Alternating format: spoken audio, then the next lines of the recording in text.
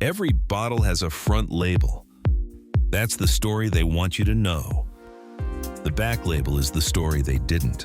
This is the back label, a story that gives you the full pour. Let's begin.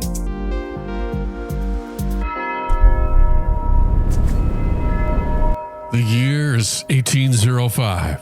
Napoleon Bonaparte is rewriting the map of Europe.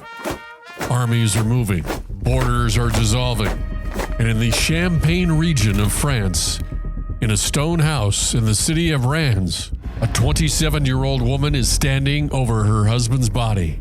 His name was Francois Clicquot. He was supposed to build a wine empire.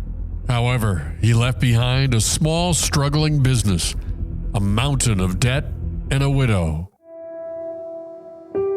Now, in 1805, women in France could not open bank accounts, could not sign contracts, could not, under Napoleon's own legal code, run a business. Her father-in-law told her to walk away. She did not walk away. Barbe-Nicole Clicquot had grown up around commerce, around ambition, around people who bent the rules when the rules were wrong. She took over the company, and then she got to work. Champagne in the early 1800s was not what you know today. It was cloudy, unpredictable, full of sediment that floated through your glass like a slow brown snowstorm. Every champagne bottle was a gamble. Guests would finish their wine, then flip their glasses upside down just to drain the dregs. Barbe-Nicole thought that was unacceptable. So in 1816, 11 years after burying her husband, she invented the riddling table, a board pierced with holes to cradle bottles while they were carefully rotated, forcing all the sediment down to the bottleneck during the aging process. It worked. For the first time, champagne ran crystal clear. Are we clear? Crystal. Every champagne producer in the world eventually adopted her method. The process continues to be used today. But that is not the full pour. Napoleon's wars had shut down European trade. Borders were closed, shipping lanes blockaded, and Russia, one of the biggest markets for champagne in the world, was completely off limits. Barbe-Nicole had a plan. While the war's naval blockades paralyzed commercial shipping, Madame Clicquot and her agent, Louis Bone, secretly planned to sneak a boat through the blockade to Russia. She loaded over 10,000 bottles of her finest vintage onto a ship.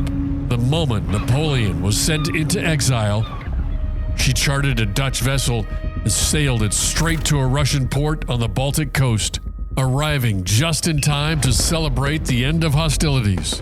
Her competitors, they were still packing their crates. Her entire shipment sold immediately, and Tsar Alexander declared that Veuve Clicquot was the only champagne he would drink. And when the Tsar of Russia says that's the only champagne he'll touch, the rest of the world listens. But here's the full pour. In June of 2010, nearly 200 years later, a group of Finnish scuba divers were exploring the floor of the Baltic Sea near the Åland Islands. They found a shipwreck. And inside that shipwreck, 168 bottles of champagne, resting undisturbed on the ocean floor for over 170 years. 47 of them, Veuve Clicquot. They brought them to the surface, sent them to France for analysis, and when the experts opened them, despite having spent almost 2 centuries at the bottom of the sea, the contents were extremely well preserved. The widow's champagne, sealed in 1840, bound for the Russian imperial court, lost at sea, found 200 years later, still good. A 27-year-old woman with no legal right to run a business invented the riddling table, cracked the Russian market, and built one of the most recognized champagne houses in the history of the world. And somewhere at the bottom of the Baltic Sea, she's still making her point. The front label never tells you that. You now know the back label story.